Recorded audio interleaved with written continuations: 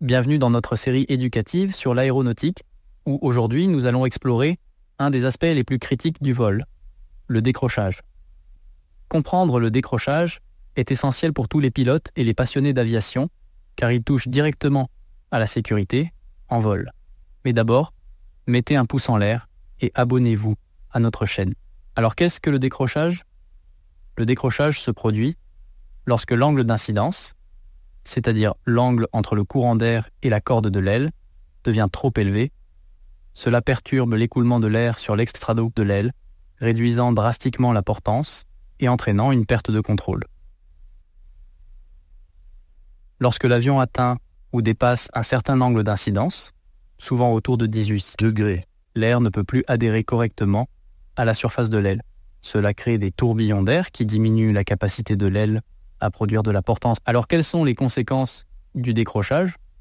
Un décrochage peut entraîner un enfoncement de l'avion, un basculement vers l'avant ou même sur le côté, si un aile perd de la portance en premier. Si le décrochage symétrique est assez facile à gérer, le décrochage dissymétrique est plus dangereux. Le décrochage dissymétrique se produit lorsque l'une des ailes d'un avion perd sa portance avant l'autre, souvent en raison de conditions de vol irrégulières, de commandes inégales ou de réactions inappropriées aux signaux de l'avion. Cette situation peut entraîner une glissade ou un dérapage, exacerbant le risque de perte de contrôle de l'appareil. La glissade survient lorsque l'aile intérieure au virage décroche. Le dérapage est l'opposé de la glissade et se produit quand l'aile extérieure au virage décroche. Les deux situations sont potentiellement dangereuses, même si la glissade a été longtemps étudiée et est encore utilisée par certains pilotes. Le plus souvent du LM ou de planeur, elle reste une manœuvre délicate à gérer.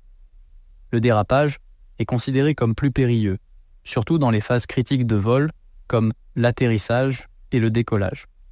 En dérapage, l'avion est souvent en configuration à haute portance et basse vitesse, ce qui le rend plus susceptible au décrochage et à la vrille. La vrille qui peut résulter d'un décrochage en dérapage est généralement plus rapide et plus prononcée, rendant la récupération plus difficile, surtout si l'altitude est limitée.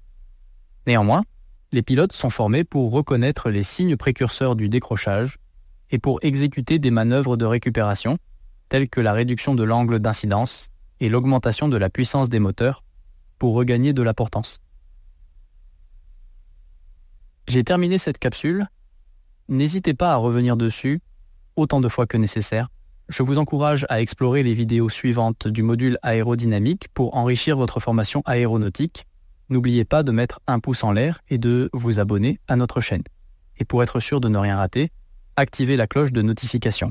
Révisez bien, faites des QCM et je vous dis à très vite sur la prochaine capsule.